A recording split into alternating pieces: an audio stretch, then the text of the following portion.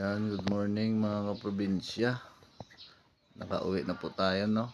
Ito po yung damage sa bahay, oh. Yan. Ito po, oh.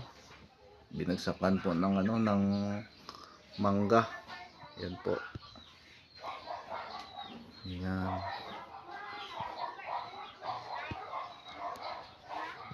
Ayan po. Ito po yung sa loob. Papakita ko po yung sa labas. Ayan po mga kaprobinsya, ito po yung nakabagsak sa kanya, yung mangga po.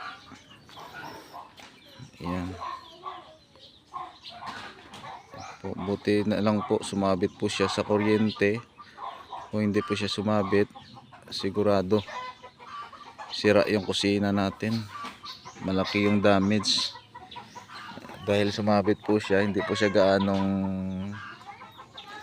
nadaganan yung kusina, kaya butas lang po ng mga sin. Yan po, oh.